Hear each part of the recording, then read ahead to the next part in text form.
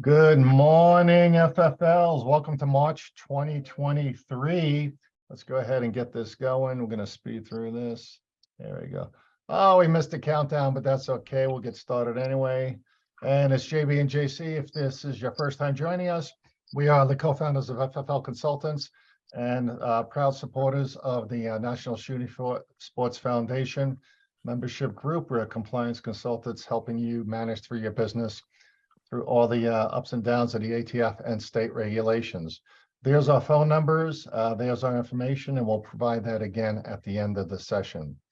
So before we get going, we want to thank one of our premier sponsors and supporters, Fold They Are. Let's watch a quick little snippet from Fold They Are. There we go. With Fold They Are here. I'm going to show you the double folder. Fits in this pack right here.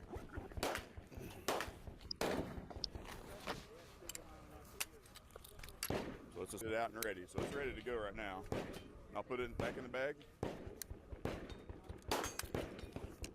Now it's ready to be stowed away.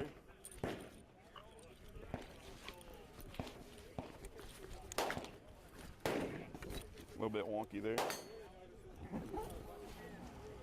Good to go.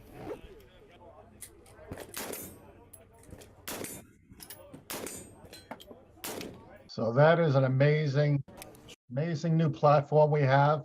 JC, you helped Corby get a start. I mean, it's been a couple of years already, right? Manufacturing, record keeping. Oh yeah, they are. We do support them from a compliance standpoint. Absolutely, great product. Yeah. We saw them out at SHOT Show, and Corby, Melody, and Brandon are the three. The three musketeers of Fold They Are. They are setting up exclusive regional dealerships. So if you guys want to get in on it, just give Colby and Melody or Brandon a call over. There's their information on the screen. Or a great platform, totally unique, patented. Be the first on your block and in your area to display this. All right. So what's our agenda for today, everyone? We really shortened the agenda. We have a lot of material, but there's only two or three topics really, because we're getting so many questions in the middle of March here with so much going on. We got the new 4473 going into effect in just a couple of weeks. There's a lot of issues with it. We've been getting 20 or 30 questions a week, and we kind of narrowed it down to the typical questions that everyone's calling in with, so we can give answers to you as well, whether or not you started using it. We'll give you the information you need ahead of time. Hopefully you started at least looking at it by now and training your teams on it or handing it out to your teams. If you recall last month, the first 20 minutes of our February video was on the new changes for the 4473. We're not going to be going through the changes. We're going to be talking about the challenges that everyone's having with it right now and the questions they're getting from the customers. And then next we'll be talking, I'll give you an update on the ATF's ongoings with with the stabilizer arm braces, what we expect from that. And more than anything else, we want to talk about inspections and revocations, because we feel like there's been an internal upheaval here with the ATF. They're swarming us like bees in spring. FFLs from around the country are feeling the same thing we're feeling. Increase in the activity rate of inspections and the intensity of the inspections that are ongoing right now. And then we'll get into your FAQs, your questions and answers for you. All right, so let me start off with some of the basic questions we're getting is, do I need to use the 4473 now, or can I wait till April 1st? Well, use it now, get used to it, get your team trained in fielding the questions from your customers, especially new customers who never seen this before, even the old customers, because of new questions. There's some misunderstanding and people are speeding through it and not reading the new form. First thing to do is make sure you get the new form in hand if you don't have it already. We've gotten questions this week about panicking FFLs who have audited forms back in January, February, and have not received them yet. And quite frankly, I received my packet for training. We use them, obviously. I received my packet last week, which was audited at the end of January. So I'm talking 5 or 6 weeks for me to get one packet of 50. So just for those of you who have been around, if you remember back to 2016, the same thing happened. We had a hurry up and wait type of situation, and paper forms are not available. So If you're on the software platform using electronic 4473, you may be ahead of the game. But if you're in need of the paper forms and haven't received them yet, we've got some answers for you. First of all, yes, everyone must use them by 4/1/23. Don't get stuck using and substituting the old form just because you didn't get the new form. That's not going to be acceptable by the ATF inspector when they come in and look specifically at the date on your form and which forms you are using. And if you believe us, we don't want you getting into a little snafu with the ATF over using the wrong form. That could just lead to bigger issues with an inspection. The form is available. There's a lot of folks getting 300, 400, 500 delivered to their stores. And I have other stores that haven't received any or are getting one packet against an order of 200 or 300. They do come in packets of 50. So what shall you do? Well, number one, make sure your order is in. And there's the website online right there on the screen if you haven't seen it. I had a couple of folks last week call and ask me how to order these. I guess they were a couple of folks who are new, not used to the order process. So here it is, real simple. There's the ATF website, atf.gov/distribution-center-order-form. And you could just Google ATF Distribution Center and you will come up with that same link. Very simply, when you get to the link, first thing you're going to do is order your paper forms, step A. Step B is going to complete your mailing info. You do not need your FFL, but you do need to have a delivery address and email. And then number three, item C is click forms and application. Down here at the bottom, forms and applications. What that will do is bring you into the right sequence of order steps that you would need to get your papers. It's not the easiest, little hurdle here, stumble a little bit, but once you click forms and application, you'll then go fill in your quantity, which is item E right here. Fill in your quantity. In this case, I entered 500. And then you click into F, which is your order entry. Click into here, this little box here, and you'll get a long list of items you can order, all by form number. Some of them, mostly form number, some of them have titles and explanations. But obviously you want to look for your 4473. It's also known as ATF Form 5300.9. Now you just simply go ahead and add that item. As you click on it, you add the item and it'll bring up another line for you to go ahead and order additional pamphlets or applications. And if you get stuck, because I did the first time I remember using this, there was an empty box. I didn't need anything else, and I could not advance. I could not preview. I had to go back and remove the empty box. So there's a little button over here. It says remove empty box as you go along if you do not need to order additional items. And then once you are finished, you'll hit preview.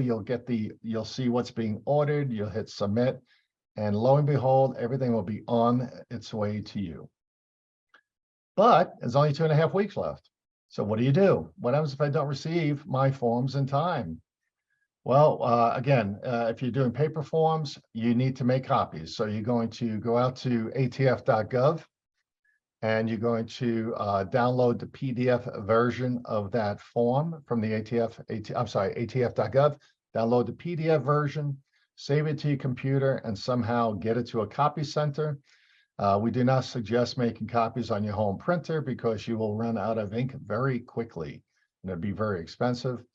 Go ahead and get that form printed in black and white at your local copy store, and get the order you need. You don't have to go and get 500 copies if you're only doing 20 transfers a week, obviously. So until your order arrives from the distribution center, and you can also call the distribution center. You can call the ATF distribution center and either follow up on your order, or even place your form if necessary. Again, that information, that phone number is available online. Don't have it handy, unfortunately. So print what you need. Print all 7 pages. Don't skimp, don't scamp, don't be cheap. If you only print 3 pages and fill out 3 pages, you will be in trouble. The ATF Form 4473 is a 7-page document. It must be completely filled out with instructions attached for the person completing the form. It's a legal process and a legal requirement. If you are using electronic platform, E44, E4473, or some other software provider, you can also make sure you check with them now. We heard yesterday from about 2 providers that do not have their new form ready yet for your usage. You should check in with them and make sure they're going to meet the deadline and that everything will work correctly for you at that point. And again, get ready to improvise, because we saw this in 2016 and it feels a little squishy right now. It may happen again. Okay. Well, I feel a little bit bad for those of you who have not started to look at this, train your employees, and start to discuss this new form with the team, and to understand it yourselves before you actually present it to your customers. There are questions on here that we're getting, again, a lot of FFLs calling in saying, how do I explain this to my customer? Well, here we go. Let's try a few of these. First of all, number one is, this is still a big question from back during the fall. We had the PMF and the marking requirements change for personally manufactured firearms. We're getting a lot of questions about home-built firearms that are used, that are built on a lower receiver from a legit FFL regulated manufacturer, such as Aerodynamics or PSA or Primary Arms, one of the others. Basically, if a firearm is built at home using a serialized lower receiver from a known and recognized licensed manufacturer, that is not a personally manufactured firearm. That is simply a home-built AR legal firearm. You do not have to list it as a PMF. You do not have to treat it as a PMF. And a personally manufactured firearm is basically a ghost gun, something that somebody has built from an unserialized receiver. Again, we've told you over and over in months past that we do not recommend that you bring these into your shop for either pawn, don't accept them for pawn or trades or used gun purchases.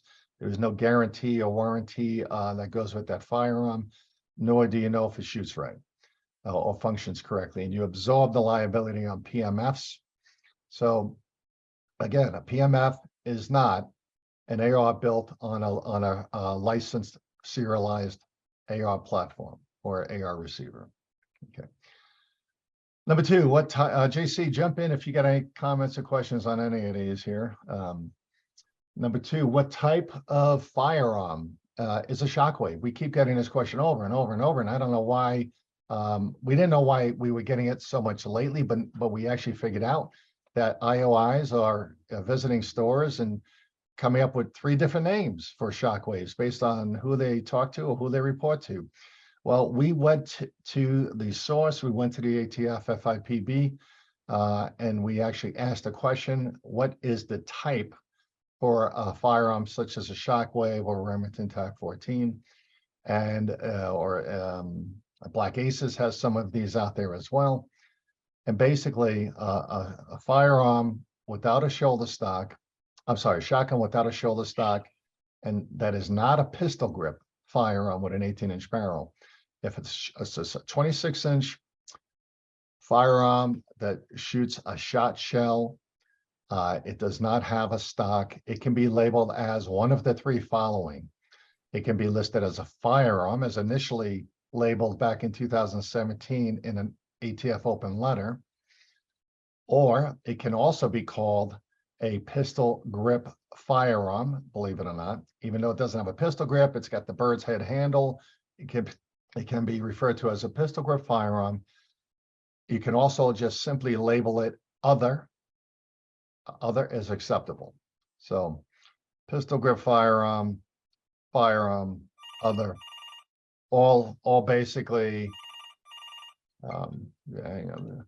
all basically can be used as type for firearm. Okay, JC, you still there? I am, and remember that pistol grip firearm or PGF is acceptable. Yeah. All right, please explain reside in city limits. This is a new one, and this all is stemming from that NICS Denial Notification Act, excuse me, where NICS and the ATF will notify local law enforcement that an individual has completed a 4473 and been denied for that purchase. And according to the new act, it is the responsibility of local law enforcement to go address this with the individual. So what NICS and ATF want to know is whether or not you as an individual reside in the city limits or in a county jurisdiction or other jurisdiction. So that way they can refer the denied transaction to the appropriate authority. This is one of those things, and I always say with the address information relative to the transferee buyer, the customer. I don't want to call it coaching, but you can support them through that. In other words, what I'm saying is if they leave off street, avenue, court, lane out of their address, if they abbreviate a city, if they abbreviate a county or put USA for county, you as the FFL can certainly address that with them and say, hey, change county from USA to the county you live in. The same holds true with this question. A customer is going to ask you and state they don't know. The simplest way to address this is ask the customer if they dialed 911, would the city respond to their house or would a county jurisdiction or another jurisdiction? And if they still can't figure it out, you have the option of them selecting unknown. So just remember that. Don't overthink it. It's pretty simple. Yep. Yeah, and then next, how do we explain 21A, 21B, and 21C in the prohibited questions area? We're getting a lot of questions on this, guys. Again, if you haven't looked at the form, go read these questions. Basically, it's asking the same thing three ways of the transferee, of the customer. 21A hasn't changed at all. That question asks if this firearm is for you. Everyone should be answering yes. The only time you leave that blank is when you pick up a firearm for someone you know from a gunsmith for repair or servicing. Okay, you can leave that blank. Check no on that and all deals are off. You do not proceed with the transfer. But assuming they check yes in 21A, and then 21B asks again, are you buying this gun for someone who may be prohibited, somebody other than yourself? So it first asks, are you buying this for yourself? Then they ask, are you buying this for someone else that you shouldn't be buying it for? And then that should be obviously a no answer. And then 21C says, are you buying this for the purpose of reselling for profit, which means maybe at a gun show, maybe at a flea market, maybe you just sell 5 guns a month to make some money, side money. Well, that's all about selling firearms without a license, being in the firearms business without a license. And this refers back to the gun show loophole. It might be edging its way towards universal background checks, but this question is very specific. So you really need to be paying attention now to your collectors. I know you all have customers who buy maybe more than 20 guns a year or transfer in more than 20 guns a year from you or through you. You need to be looking at those folks because you do not want to be supporting illegal activities. You don't want to be a conspiracy to firearms trafficking. You don't want to be conspiring with someone to be in the business to sell firearms without a license. That 21C is the question we're getting a lot of challenge on the last couple of weeks for those folks already using this, because their customers are stopping at that point and asking the FFL, should I check yes or no on this? And the answer is we cannot tell them whether to check yes or no on any of the prohibited questions. You can refer them to the instructions. The instructions are very clear on all of these items. It spells it out very clearly that you cannot be selling guns on the side, deriving profit, making money. And in the past, there really, and it still is, there's no amount of money discussed. It's just asking, are you deriving for profit? So we just use caution here, stay away, be careful. But again, let the customers read the instruction and understand all of this for themselves. Just look at these new questions, everyone, as the ATF closing up the question as to whether or not you're buying the firearm for somebody who can or cannot have a firearm. They're really pushing the whole straw purchase prevention aspect of the form. Yeah, and they are coming down hard, as we'll discuss in a few more minutes here. Yeah. Number 5, what if customers check the no boxes on 21N1 and 21N2?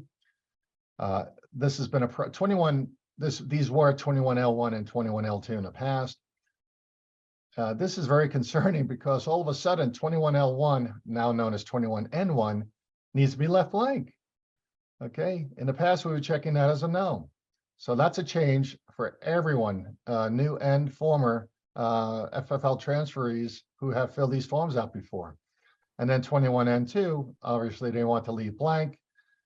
We've been told in the past, meaning prior to this implementation of this new form, that the ATF wasn't citing anyone for making violations or completing violations, meaning leaving those boxes checked no, instead of having the customer cross it out, initial and date it, leave it blank as required. So use caution here, highlight those instructions. Make sure your customers understand this piece of the section 21, question 21. You got to remind them about this. You can use our before you begin guide, make some edits to that and remind them not to check those boxes if they are US citizens, resident aliens, and do not meet those qualifications. So leave them blank. Put a big sign up there. 21N1 and 21N2 is blank for everyone except non-immigrant aliens. Okay. You can certainly highlight that on the form just to show them. Yeah, All use out. the yellow highlighter. Invest in a yellow highlighter. All right, 27A. When do you start counting the Jersey? This one's great. I don't know why, but we probably got 5 or 6 calls on this just last week, and I think it's because of the revocation issue. Especially with the new form, you'll see in a minute why this is back in focus. The ATF said back at SHOT Show, the ATF director stood on stage and said they're going to reassess revocations that were completed last year due to exceeding the 30-day expiration on NICS background check submittals. So the question is, when do you start counting those 30 days for the checks to be valid? And the answer is, you start, if you do the submittal today to NICS or your state PLC, you start counting tomorrow. Okay, it's the day after the submittal of the background check. Our best practice is to never wait 30 days, never allow 30 days, make it 25 days, put your own internal policy in place, pull out the calendar when necessary, count those 30 days, and make sure you do not exceed the limitations and the requirements. Okay. Number 7, how should I process a second NICS check for someone who fails to pick up their firearm within 30 days? Here's a follow-up question. We're getting a lot of these because people do not want to screw it up, and we applaud that. So the best practice, there's 2 options, but the best practice is option A, and option A is to start a new form. If somebody hits their 31st or 35th day or was sick or out of the country or whatever may have been the issue, if they need to resubmit, you need to resubmit a background check for them. There's no harm in starting a new form. Keep it clean and let them fill out a new form. Take the old form, complete it through box 35, make sure you sign it, make sure there's a big note in there in box 32 that says gun not transferred, 30-day expiration, whatever notes you want to put in there. Keep that form, do not throw it away, do not shred it, go put it in your denied cancel folder. You have to keep that forever now. Start a new form. Okay. Option B.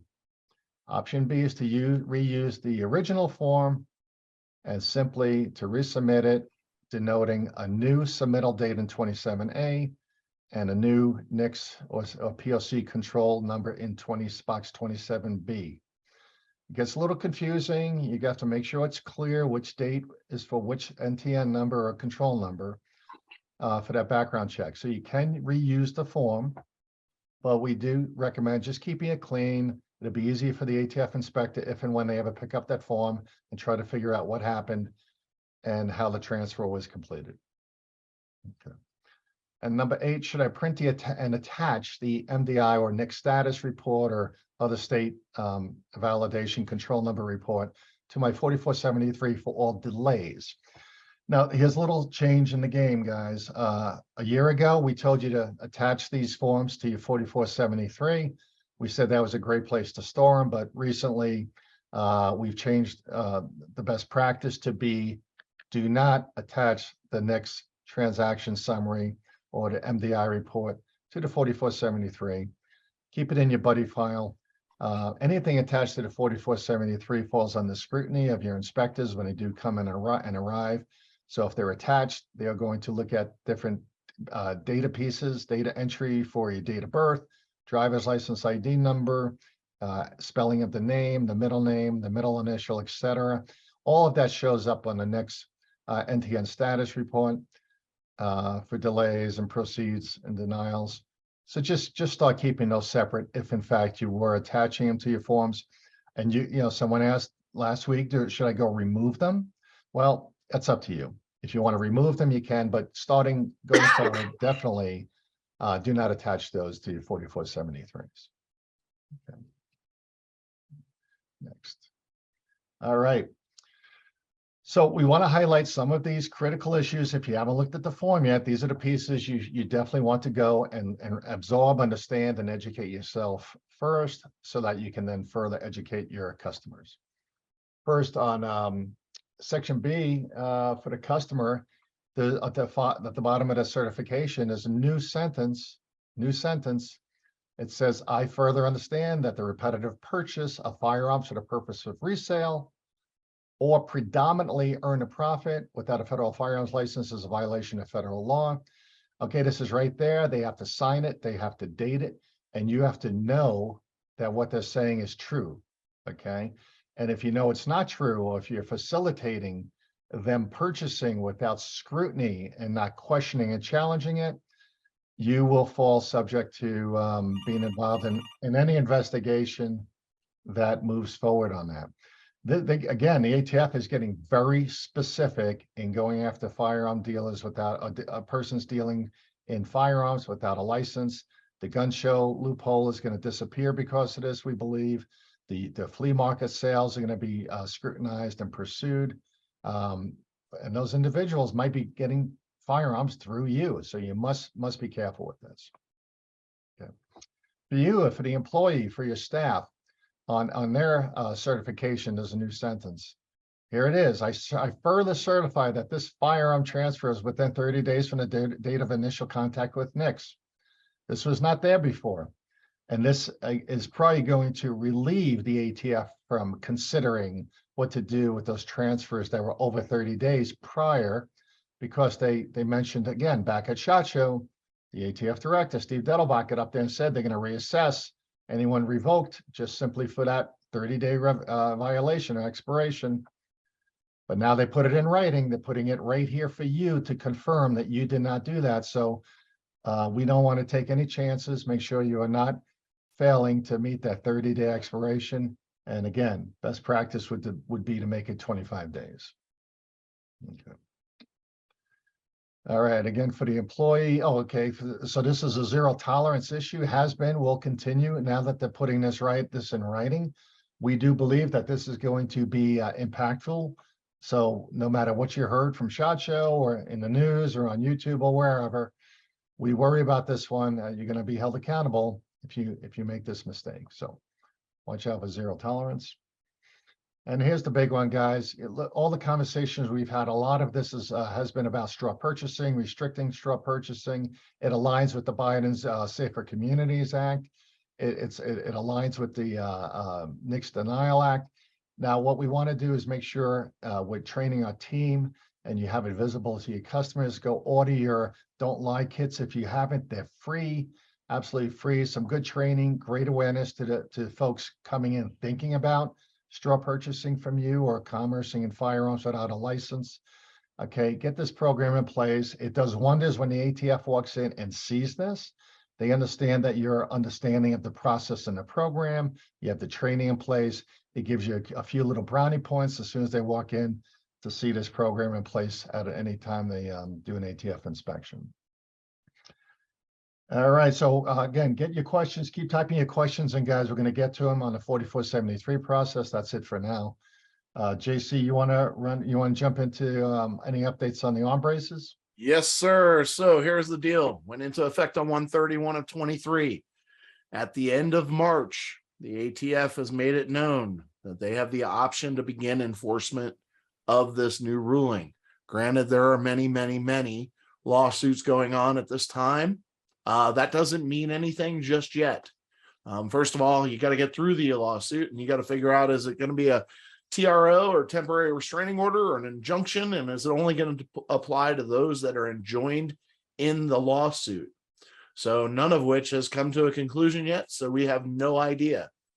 So bottom line is if you all are in possession of a pistol grip firearm, or I'm sorry, disregard pistol grip firearm, AR pistol with an arm brace, those should have been removed. If they have not been removed, then they are considered contraband, and you are in possession of them. Yeah, JC, I want to jump in for just a minute, because not only here's the bottom line: FFL dealers still have arm braces on AR pistols. Yep, I was just out at Sports Inc. Last week, and during our session, we had an hour-long session. I had FFLs that asked whether or not they should be taking them off. The answer is yes, they should have been taken off already. If you receive one in shipment, send it back immediately. Don't wait. Don't wait until the next day. It needs to go back ASAP. I understand there are certain situations where it may be okay, but the problem right now is it's too loose. So if your AR pistol with a pistol arm brace on it looks like any of these, essentially these are directly from the ATF, they should have been removed. So take them off. They are not to be sold with, they are not to be sent with, they are not to be included with, none of that. Okay, if you have them for sale, that's fine. Don't include them in the same transaction. So you can't be selling an AR pistol to somebody and including one of those arm braces with that firearm. Okay, you need to remove them.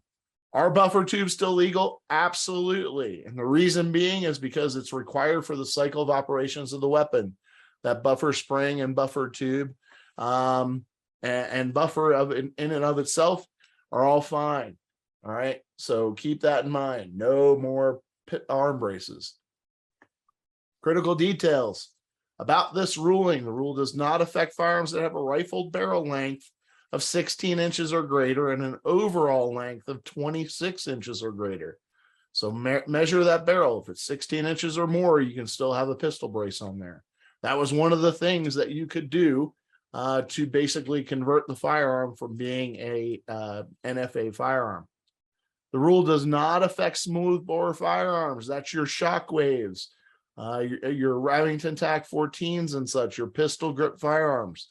Because they have a smoothbore tube for a barrel, they're fine. Okay, we've gotten a lot of questions on that, whether or not the pistol brace on shotgun-like firearms falls into this category. No, those are totally different firearm.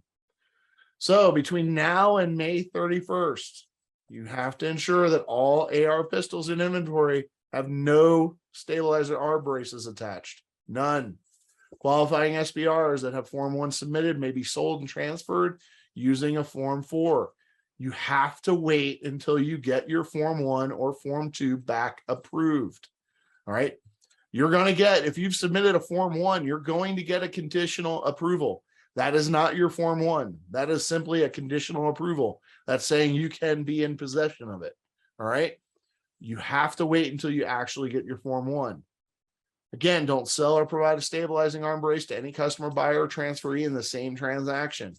Don't ship any FFL to FFL transfers consisting of an AR pistol with a stabilizing brace. And don't accept it if it gets shipped to you. Advise all customers to remove their stabilizing arm braces before you accept them for trade, pawn, or purchase. All right. We've had a lot of questions about customers coming in asking questions about this ruling. Tell them you have an option. You can remove it, or you can file yourself a Form 1. If you want to offer that as a service, great. That's up to you. Make a little money on the side by processing their Form 1s with them. Totally acceptable. Big help to those that love the Second Amendment. So, and remember, if you receive one, don't accept it. Send it right back to the sending FFL. Deny the receipt of it. Decline it, whatever the case may be, and send it right back to them. No, do not put it in your acquisition book. Remember, the requirement is only if the firearm is remaining overnight. If you received it and you ship it right back out, and you have to ship it right back out that day, you do not have to put that in your acquisition disposition record. ATF put together a nice little reference chart for you to evaluate the firearm. Just keep in mind that you do need to now submit a Form 1 or a Form 2, depending on your FFL type. All right.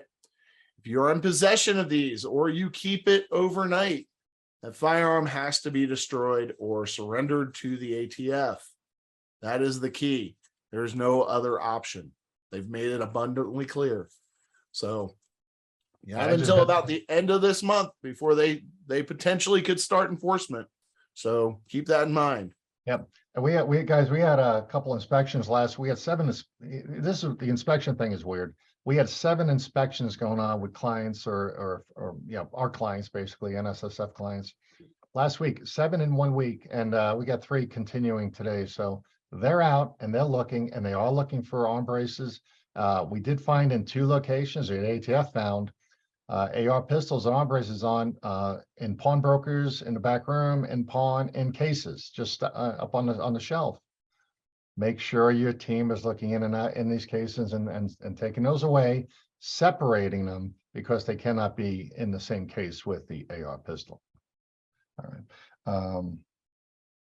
Yeah, had funny stories on that last week, but we are looking. And here we go. JC mentioned the end of March, they hit the 60-day enforcement grace period, call it. But don't miss this date, April 26, 10:30 a.m. In case you haven't heard, Jim Jordan in the House, Congressional House, is going to be challenging Mr. Steve Dettelbach himself at this time on this date. He's been subpoenaed or requested to appear, rather, and answer questions as to why and how the ATF can apply all this overreach. That's what they call it, overreach activities for the last couple of years. It's going to be they're going to go back and talk about the forms, how they add these questions, how they create the addendums to the rulings and the Gun Control Act, and this from bump stocks to arm braces to why is it okay, and all of a sudden now it's not. So it'll be very, very interesting. If you put it on your calendar, April 26, 10:30 a.m. You obviously, we find out anything earth-shattering, we'll bring that to you. We'll be glued to some TV or computer someplace trying to watch this live and see what happens. Hopefully, we make headway with the House being managed by the Republican Party at this point. So, should be interesting, very interesting. All right, I'm going to jump into inspections here real quick. Just to let you know, we've been talking about it. Inspections are on the rise. They were on the rise last month. They're on the rise again this month. So down here for 5 months in fiscal 2022, that's the ATF fiscal year. We're 5 months in. We're almost at 3,000 inspections.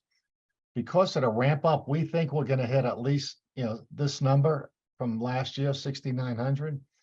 I'll show you why in a minute.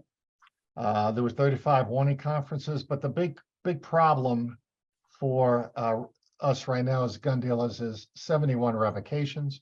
Remember, a revocation takes anywhere from 6 months to a year to process and manage through, to navigate the ups and the downs, the ins and the outs. That's what, honestly, JC and I spend a majority of our time doing. JC more than myself. He's in the hearing rooms.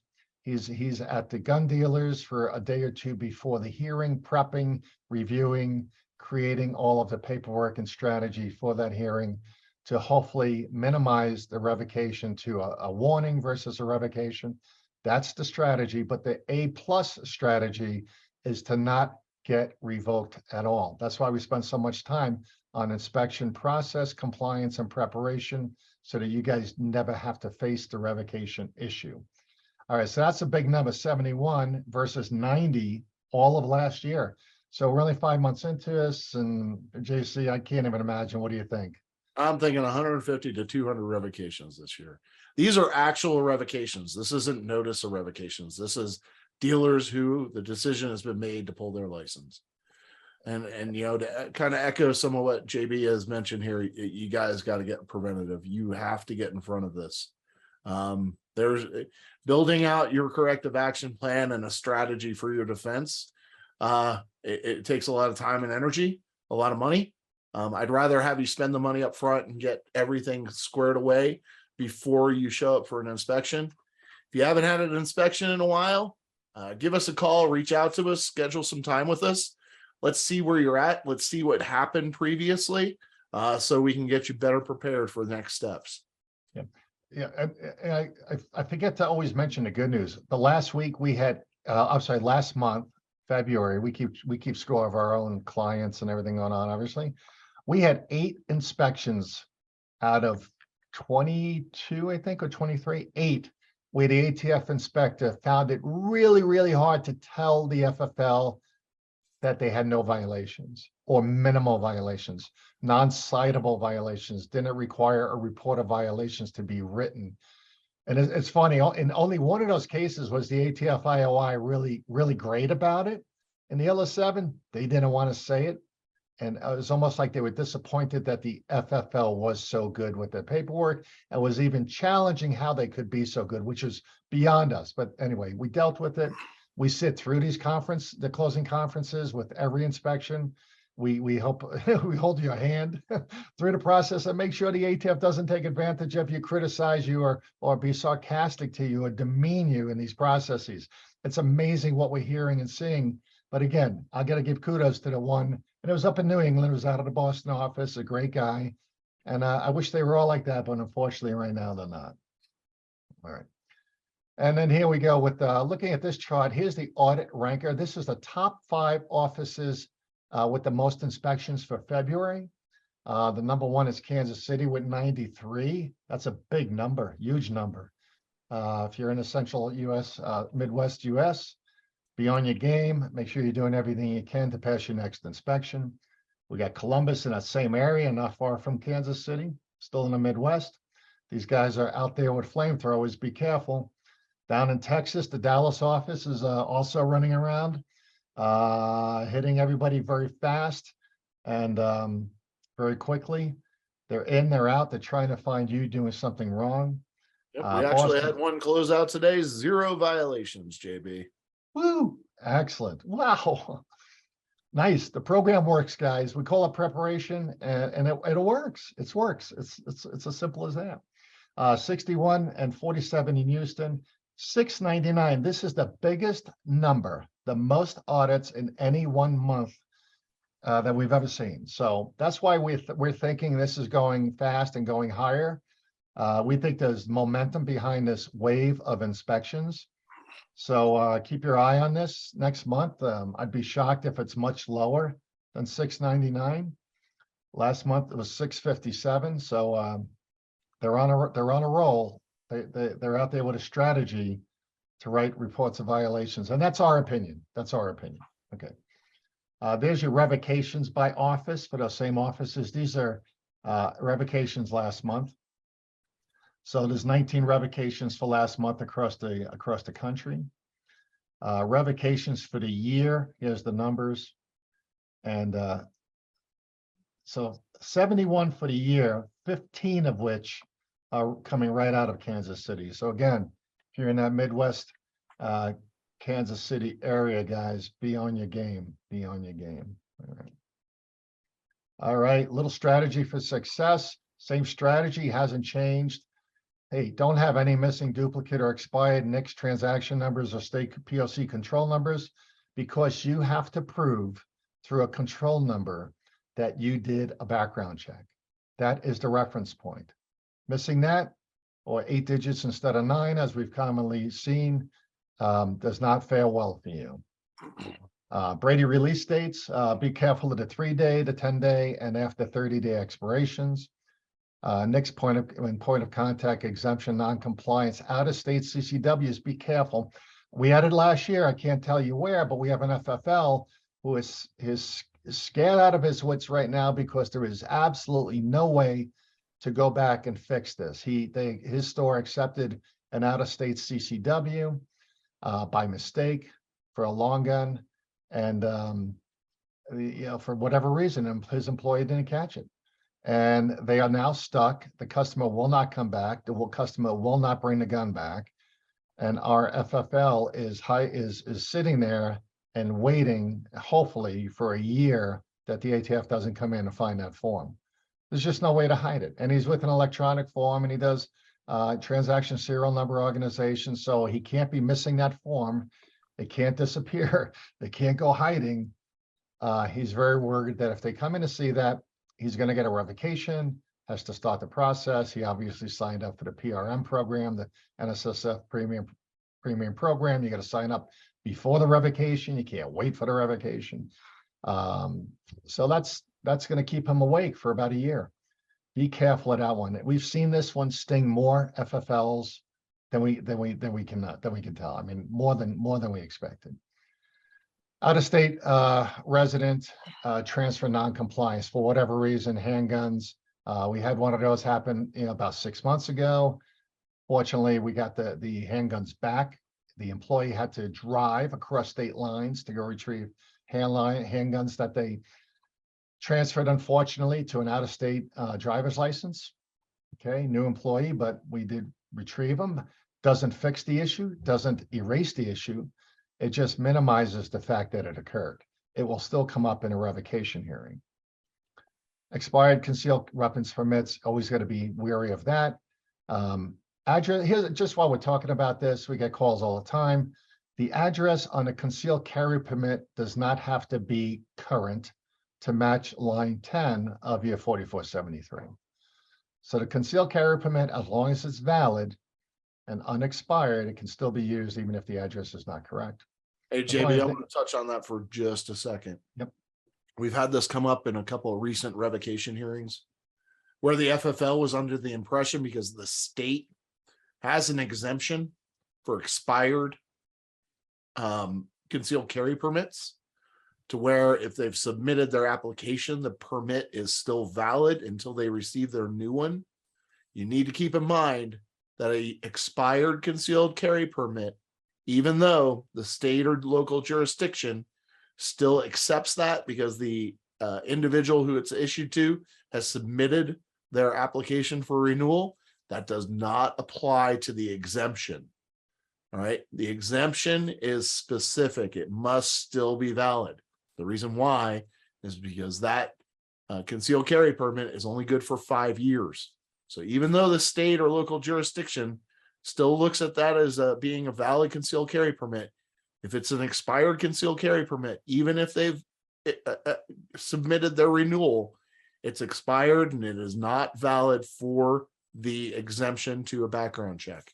Keep that in mind. It's come up a couple of times, and the FFL has wanted to argue that, well, it's not expired under the state law.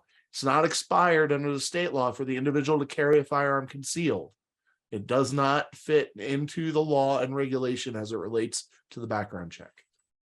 JC, while you're on that, let me piggyback on a delay with the background check. I'm sorry, a delay with an ID that was valid at the time of the initial background check. JC, correct me if I'm wrong. Is that if they show up, say 20 days later, and that driver's license has now expired, can they recertify using that expired ID, photo ID? No, an expired ID is an expired ID. Right. Yep. Yeah. That question, guys, we get 3 or 4 of those a week. So, and the question usually comes in, and luckily, thankfully, FFLs are getting smarter. They're calling and saying, hey, this guy's ID is valid today, but it expires in 3 days, and he just got delayed. What should I tell him? And the answer is, he cannot come back and pick up that gun until he gets his driver's license renewed or his photo ID renewed. Yep. Okay. Hey, y'all, a lot of great questions coming in. Please keep them coming. We'll get to them right as we come to the close of the presentation. Yep. Yep. So here we go. I'm missing our incomplete ATF Form 4473s. Again, missing signatures, missing dates, missing little boxes, missing gender, missing putting United States in for county. You know, someone told me the other day that they love the NSSF 4473 overlay, and they wanted to know when the new ones are going to be available. And I said, listen, they're great. They're beginner. I call it, it's a tool for beginners maybe. But the problem is with those overlays is that it just shows you that information is in the box on the form and not necessarily the right information. Hence, the United States being included in the county box is always a problem. So if you're using those overlays, make sure your employees know to be looking at the quality of the information as well as the box just being filled. But incomplete forms are yielding every little tidbit is going to be listed on a report of violations if you don't have a close to perfect inspection. Any unnecessary supplementary documents, we talked about that, and we're also going to show you on the next slide we're going to give you the list of those 6 documents that should be attached to the 4473s if applicable.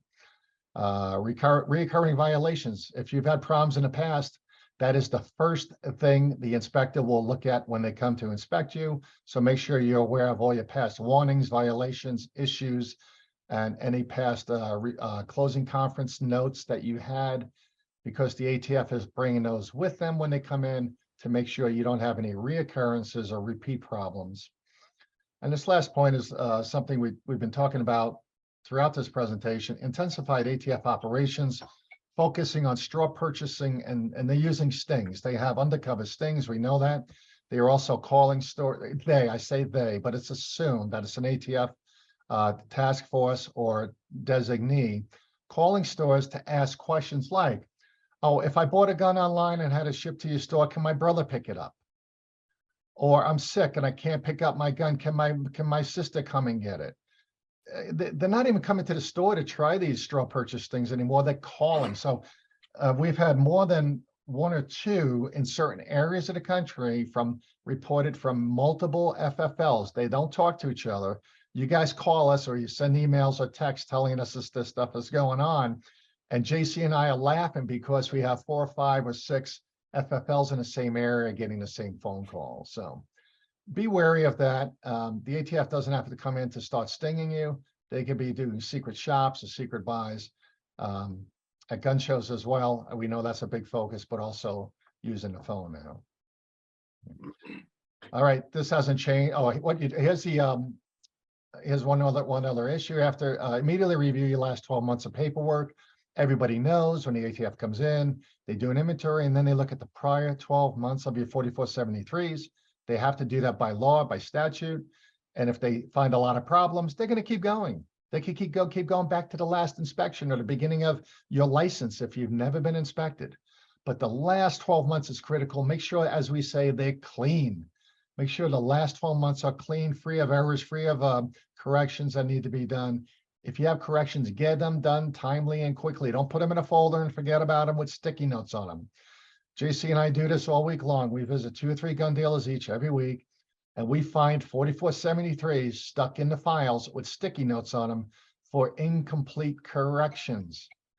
And if we're finding them, the ATF's going to find them as well. Get those fixed, keep them in a tickler file, and expedite them. This is your immediate action plan. You guys really need to take this seriously. I'm telling you. This is what I give to everybody that's gone through adverse action, everybody that's gone through a revocation hearing, and anybody that hasn't been inspected to date.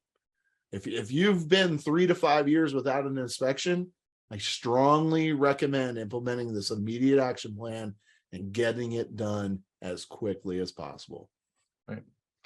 Yep. And as you go through those files, make sure you're detaching anything not necessary. Put it over in the buddy file along with those NICS and point of contact state update reports and NTN reports.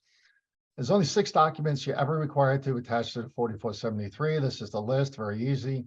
The first one is a continuation sheet for whenever transferring more than 3 guns. Box 26, the non-immigrant alien prohibition, typically a hunting license. If someone's not a US citizen and they're here on a visa, they need to have a hunting license or other qualifying document or reason to be transferring a firearm. The form 3310.4, which is multiple handgun, or 3310.12, multiple long gun for those southern border states to Mexico. Got to have that done, completed, and submitted by the end of the day and attached to the respective form. End of the same business day that the multi-sale occurred. It's got to be on the same day that the multi-sale occurred. Not tomorrow, not at the end of the week. That's right. Not tomorrow morning. Especially for you gun show guys, I get a lot of questions from gun show folks who submit these on Mondays. You fail. If you submit them on Monday, you fail. Yep. And remember, for you gun show folks, it has to go to the law enforcement agency in that jurisdiction, not in the jurisdiction that your license is issued. It has to go to wherever the law enforcement agency is for that gun show. Right. And that can be a city, town, city, or county. Yeah. Yep. The perjury statement, not many of you use this. Is when someone is buying a gun for an entity, business, corporation, or trust. We get that call once or twice a month, and we have a template if you need it. So give us a call if that happens or somebody wants to do that. And then lastly, the post transfer correction pages. Again, if you find a correction or need for correction after the transfer is completed, you got to make a photocopy of the page in question, initial and date, and correct the photocopy and attach it to the original. That's it. Again, this list will be included in the video when we publish it. And what you need to do right now, again, prevent any NICS or background check violations, account for all your 4473s, and make sure you have a customer phone number someplace on file. I can't tell you, JC and I spend hours sometimes on behalf of our clients, but obviously for a price, trying to find a phone number or Facebook contact or social media connection to somebody we're trying to get in touch with regarding an error on a form or something to do with the background check. Get that phone number, put it in your POS system, put it someplace where you can reference it if necessary, and try not to put it on the 4473 because your ATF folks can use that information later if they want to validate anything with their customers. So just try to get those phone numbers. And remember, guys, the best preparation, the best inspection is yielded from preparation. We have a great, we're self-proclaiming that it's great, but we've been told that by everyone who uses it. On Friday afternoon this past week, we had someone call us. They said, "Oh my God, I'm getting inspected on Monday. ATF just called." Thankfully, I said, "Well, thankfully they called you." I said, "Right, versus just showing up." They said, "Well, they wanted to know how many guns I had and how many people they were going to bring." And this is someone who's been on these videos for months. And he says, "Where do I get your inspection? Where do I get your preparation guide that you keep talking about?" I said, "Wait a minute. Today you're calling me to prepare for an inspection on Monday?" I said, "You're screwed. There's no way you can prepare for Monday." I said, here's go. I emailed it to him. I said, "But it's been available on our website at the bottom for over 18 months. You should be printing this and sharing it with everyone on your staff. Anybody who manages compliance or 4473s, use it as a training guide. Here's the things you don't do. Here's the things you have to check." Anyway, 6 pages. It's chock full of great stuff. We keep updating it as we need to. Go download it. Don't wait. Don't call us and say, "Send it to me. I just got a call from my ATF or from the ATF." Again, it's available free of charge. It's to save your business and to keep your employees and yourself employed and to keep paying the bills and stay in business. Get ready for your next inspection. In one of our inspections, one of the 7 or 8 that I told you was great last month, they actually when the ATF inspector asked them how they went from so bad years ago to so good today, and that FFL was kind enough to throw that at the ATF IOI and say, "We just followed a guide." So anyway, it's there for you guys. Please use it. Please get it, and train your staff with it. We're here to help. We've got the restricted states guide being updated, but right now we have some issues with many states: Washington, Illinois, Oregon, New Jersey, Florida. There's a couple. I know I'm missing a couple. New York. We're trying to update the guide so that you can have the knowledge you need in hand. As soon as that's completed, we're going to issue it back out to you. So watch your email. The overlay guide we mentioned earlier is great for beginners, great for team members who want to get trained in what boxes to fill out. I say train them on every box and all of the instructions. Get that from the NSSF. If you're an NSSF member, it's free to you. Just go onto their store at nssf.org and order your overlays. I think it's $15 for folks who aren't members. And why not be a member? NSSF members, there's $100 a year. You get a lot out of it. There's a lot of great training materials, knowledge, education, etc. ATF inspection guide I just mentioned, download it, create your ATF communications log.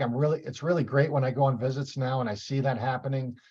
Things you called about, traces you did, timeliness of issues in communication. It's wonderful training your staff has done. You put it all in one place. Straw purchase preventions, put it all in one place. That way you have your corrective action log and your strategy plan in hand if and when you ever get in trouble with the ATF, and it's a good discipline. Attend NSSF webinars. We got Nick's Retailer Days coming up. That's the schedule's on one of the next slides here, so stay tuned for that. We have some great ongoing training happening starting in 2 weeks, I think. And then we have the NSSF consulting team. JC and I are part of that team. We can come out anytime and do mock audit inspections. But again, if you're an NSSF member, call us anytime. And if you want to know more about, if you're not a member, you want to know more about it, call us. Or you can also become a VIP right on our website. Grab us anytime, 24/7. Get it right the first time. This is your guide. We left this up. We like this. People like this. They keep asking for it.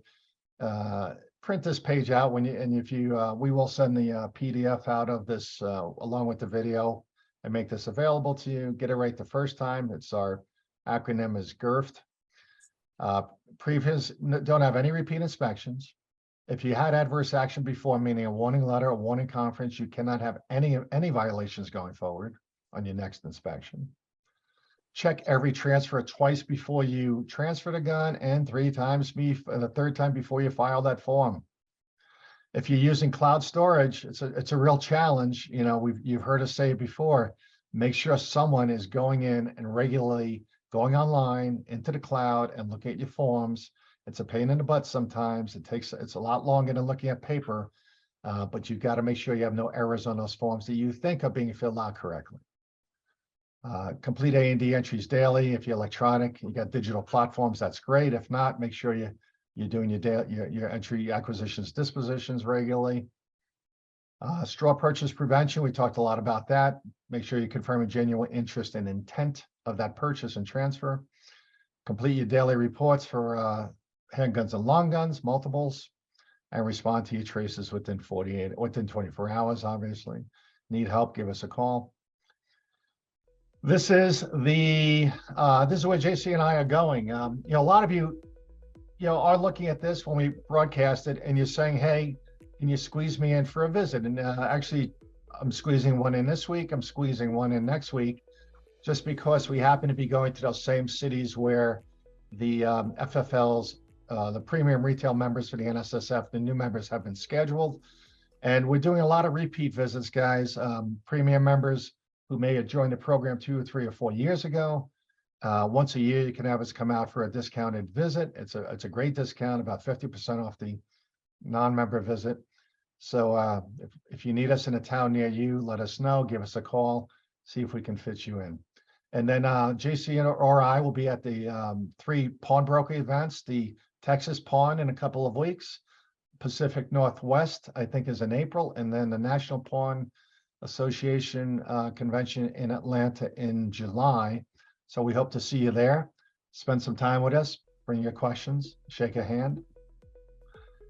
And then here is the spring roadshow for the NICS Retailer Training Days. This is also available. The full schedule is available on our website.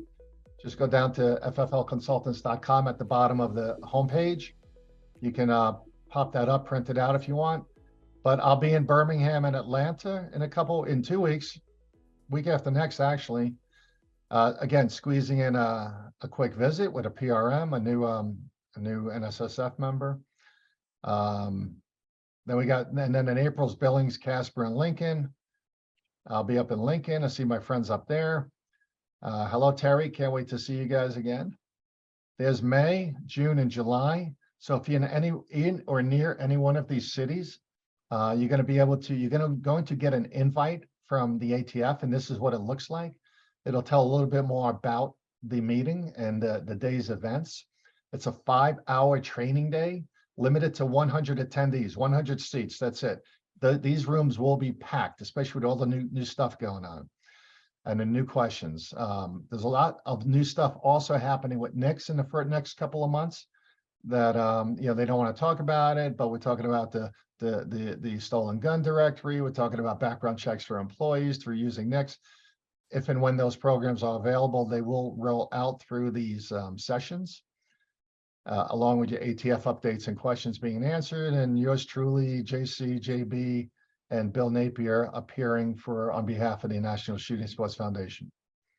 All right, so there's the website response. Again, if you need this information later, if you lose it, don't get the email, delete it by accident, give us a ring. We can help you get signed up for those events. And if you're not an NSSF member, we ask, why not? Come on, it's $100 a year to be a general member, regular member. Support the National Shooting Sports Foundation, your firearms industry lobby group, trade association fighting on behalf of gun dealers for the rights of the firearms industry, dealers, manufacturers, pawnbrokers, etc. And if you want to become a premium member for $750 a year, you get all these other benefits in the red boxes here. Great stuff, especially at $25,000 in legal defense fund protection. Believe me, that's coming in handy for a lot of folks that JC is working with. And the NSSF is not raising the price on that, at least this year, they told us. So if you want more information on that, please let us know. Call or email us today. Don't miss out on that. I can't reiterate how important it is to support your industry trade association. These are the guys that are going to bat for you. This isn't about Second Amendment rights. This is about the industry. This is about you as FFLs. They have got their hands in a number of lawsuits right now trying to protect your everyday rights to affect commerce and firearms. If you're not a member, you got to ask yourself, why not? Like JB said, you know, the bare bones is $100. The vast majority of FFLs, that's what they pay. You may want to, you know, if you have a higher volume, maybe it's $200. And those are just the standard memberships. You guys got to support these guys. We support them. And, you know, I'll tell you right now, they are in a fight. I was on the phone all week last week, prepping for legislative, whatchamacallit, can't think of the word, to testify in front of legislation, in front of the legislators, as well as going to bat at the state level with a number of these onerous laws and regulations that are coming down that are looking to effectively govern how you conduct business, how you secure your building, etc. So this is vitally important to you as an FFL to make sure you're supporting them. Yeah, and my last pitch is this, like JC said, and we don't get paid, we don't make any extra money for this, but if you're a state that's having problems right now, you know who you are. Look at who's named in these lawsuits against the state actions. It's the NSSF and a whole bunch of other organizations, Second Amendment, Guns of America, etc. But NSSF has been doing this since 1968. NRA has been doing it for the consumer side of the industry. And there's, again, a lot of other organizations trying to get their hands in it now. But no matter where you are, what state you're in, that money goes to the fight for those other states that are having challenge, because here's the bottom line. If it happens in one state, it can happen in others. And that's exactly what happened with Illinois. After New York, it went to Illinois. Now it's gone to Oregon and Seattle. California had this, you know, a dozen years ago, and it could be coming to a state near you. So we need to squash this as quickly and as impactfully as we can, and watch that April 26th session. Hopefully Jim Jordan and his team can make some headway on behalf of the Federal Gun Control Act. So there's my pitch. All right. There you go. We'll get off our soapbox now. All right. Yeah. All right. So here we go, guys. JC, questions and answers. So keep typing your questions in. I'm going to read them. JC's going to try to answer them. But I have the first one, John, from, well, both named John. I have the first one that was emailed in. When you are using an electronic version of and first of all, I want to thank all 100 and, how many got 150? We had 165. Some folks have dropped off. Guys, thanks. We're going to try to, if you got to drop off, thanks. We're going to record this, obviously send it out to you guys next weekend if you miss it, but thanks for hanging with us. So JC, when you are using an electronic version of the 4473, can you mix handwritten / completed 4473s for the not computer savvy, I guess, folks who don't like computers and Yep. paranoid customers. Yep. Yep. In your files, I would assume as much, but rules and regulations are ever changing. Yeah, it's more of an exception to the rule. It's totally permitted. It's understood. The bottom line is again, more of the exception than the rule. So absolutely you can do that. Don't play the, one day I'm electronic, the next day I'm paper and handwriting, etc. And please just use a black ink pen. Go to Sam's Club, Costco, or go online to Amazon and buy those cheapy Bic ballpoint pens with the cap on them. Use those. Don't get into this pink ink and green ink and blue ink and black ink.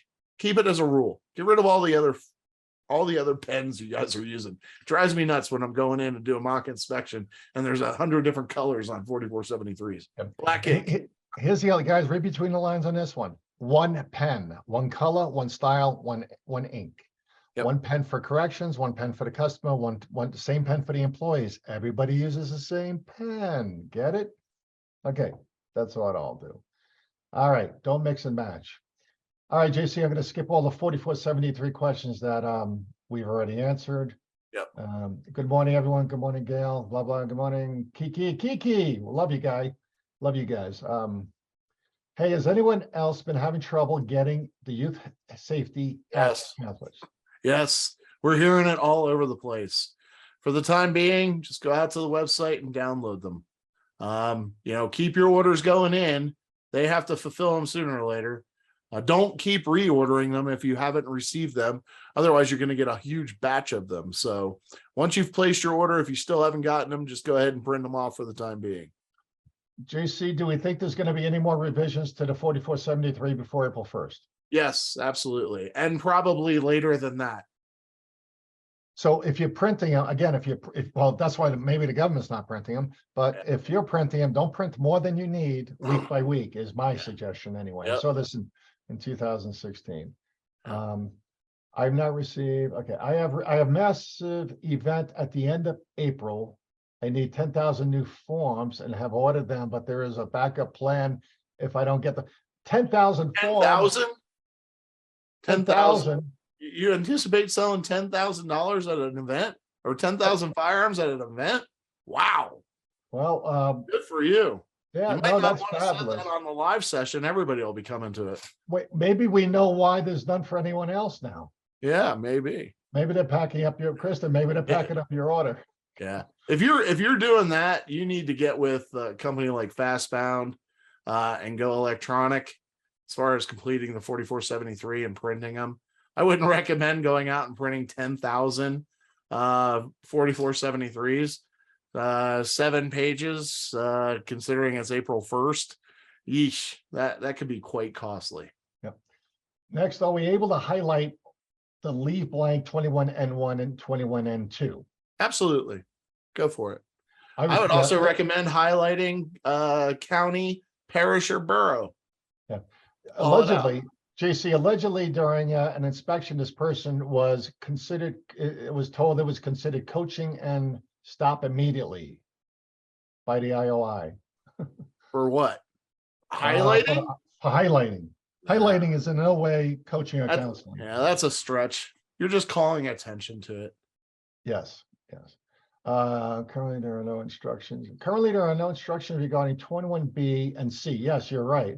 So I can see on the form, just I have not updated instructions on page 10. The bottom line is, look, they're pretty self-explanatory. And if they answer to the affirmative or the negative, depending on how you look at the question, you need to make sure that they're answering appropriately. And if they aren't answering appropriately, then deny the transaction. Don't move forward. Anytime somebody self-identifies as a prohibited person or answers a prohibited person in the wrong way, you do not proceed with a background check. You stop the transaction. Okay. What if the customer initially answered yes to 21B and or C, assuming, John, that they see 21A, B, and C, you have to answer yes to 21A. Yeah. What happens if they accidentally answered yes to 21B and C and then notifies me they answered incorrectly? Should the sale be halted or should the customer be allowed to make appropriate corrections? if they've told you that they answered incorrectly, and they've identified it on their own, I would say you're probably safe to go ahead and allow them to make the necessary corrections. The way we teach it is if they don't self-identify that they've answered a correction or answered a question incorrectly, take the form from them, review it, see that they identified as a prohibited person or answered a prohibited person question in a negative manner, hand it back to them and say, hey, just wanted you to go ahead and review this and make sure everything's accurate and complete. If they don't catch it and they hand it back to you, you just simply tell them, hey, look, I'm sorry, you've identified as a prohibited person. I can't sell you a firearm. Period. The end. Yep. Don't mess around with it. It ain't worth it. Yeah, Greg, thanks for this. We had a few versions of this question over the last couple of weeks. JC and I have been trying to figure out how to approach this. But here's a question, JC. If someone's purchasing and selling firearms through Gunbroker 100%, and it's all FFL to FFL or FFL to FFL transfers, are they still do they still need to get their own FFL license for? So what somebody's doing is selling out of the house, but they're since they're considering FFL to FFL transfers, they're not considering that making money. Well, unfortunately, you are required to obtain your FFL. If you're making a profit, if you're engaged in the business to make money, then guess what? You have to be a licensed dealer. And we will tell you 100% that we know for a fact that ATF watches Gunbroker and all the other platforms, Arms List, Guns of America, any place and the private individual can sell firearms, they're being watched. So you can alert your customers. And I literally I had a gun dealer on Thursday or Friday call me because actually we have so many calls now. Exactly, it's my buddy in Virginia. You know who you are. He had to tell a customer that he had to limit his transfers going forward because this guy takes guns, old shotguns, he takes them, cleans them up, gets them scrolled out and engraved, and he sells them for a profit. And he's done it over 20 times this year with this one FFL. And the FFL is afraid of getting in trouble when the next inspection occurs because he could be deemed to be considered facilitating based on the new form. And I did. So they called me. I got on the phone with the customer. I explained it. We read through the form. I explained to the best I could, not being an attorney, in a nice way to this fella, and he was fully appreciative of it. Had no idea that this new form has changed, and was actually very grateful to the FFL for bringing it to his attention and explaining it to him. So again, we think the ATF's going after this gun show loophole in a very indirect way, but steadfastly, starting with the form. Next, we have Digital 4473 in the new format. We had a lawyer answer yes to 21B because he just read the first sentence. We had him cross out an initial mistake, and in the notes we explained the issue is that it's okay. And we have since coached employees about this, but we had a few since the electronic form rolled out. Okay, comment, I guess. And the answer is yes. You're going to get a lot of folks who have completed forms for many, many years, and they're going to go fast through this, and they're not going to read the forms correctly. They don't understand there's a new form. So it's up to you as an FFL to educate all of your new customers about what's going on. And as I'm sitting here doing these sessions today, JC and I will work on our new before you begin form.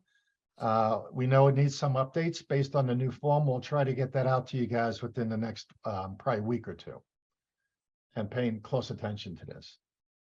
We call it the first time gun buyer guide or the before you begin form, and we'll get that out to you. Are the drop in stocks, i.e. micro-roni, that convert a pistol to carbine type gun affected by these rulings? Of course. There's a lot of things affected by these rulings. Arm brace companies, micro-roni, anything that converts an AR pistol to an SBR or facilitates that process. There's no run on Form 1s, we'll tell you that right now. The majority of people consumers have taken their arm braces off and put them in the bottom drawer of the closet for the time being, as they have another more than 60 days to decide what to do with this. And again, we'll be watching Congress on April 10th, April 26th rather, to see what happens. but there's lots of skepticism right now out there about the arm brace ruling. ATF stated buffer tubes are acceptable on AR pistols because they are required for the pistol to function normally. What about the Smith & Wesson M&P 15 AR-22 pistol? The buffer tube on this specific model is molded as part of the receiver, but it is empty, does not, If it's been cast or manufactured in such a way that it's actually a part of the receiver, it's not removable, then you're fine. Yeah, that is the only one that we know of. There might be one or two out there, but that's really, that comes up all the time. So the M&P 15-22 AR-22 pistol. JB, Don't cut off, you don't have to cut off the stock. Yeah, basically. yeah, don't go. Yeah, for God's sake, don't do that. Yeah. Did you touch on the one that the customer purchases more than 3 firearms at one time? Did Form 3310.4 change? I don't know which question it was. It's a couple above that one. So the 3310.4 and 3310.12, which is specific to the border states, the 3310.4 is completed by the entire country, and it's 2 or more handguns sold within 5 business days. So either on the same day or within 5 of your business days. The same rule applies on the 3310.12 for the border states for rifles. Okay, so it's 2 or more. So it's not 3, 4, it's 2 or more. So yes, 3 firearms, same type, absolutely, depending on the situation. Something just came to mind, JC. So, last week, again, we had 7 inspections going on last week, and on one of them, the ATF showed up on a day that the FFL didn't think he was open, but lo and behold, on his information on file with the FFL Licensing Center, he was supposed to be open on Mondays, and he just changed his schedule, his hours, because of whatever. There's a home-based dealer that mislisted his hours based on his actual hours. So the ATF will be looking at your licensed hours with the FFLC and try to schedule their inspections based on the hours you say you're open and on site at the licensed premises. So hence, especially for home-based dealers, make sure your hours are updated appropriately, or all of you, gun shows and gun show dealers as well. Make sure the licensing center has the right hours for you. Another gun dealer was driving home yesterday,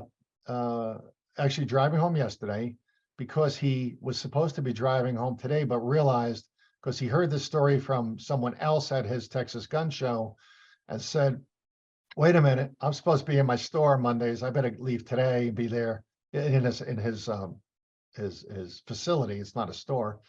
But he's like, because the ATF can show up, and his partner would have to go ahead and start to let them in and start to explain things, and they're not a responsible person, et cetera, et cetera, et cetera.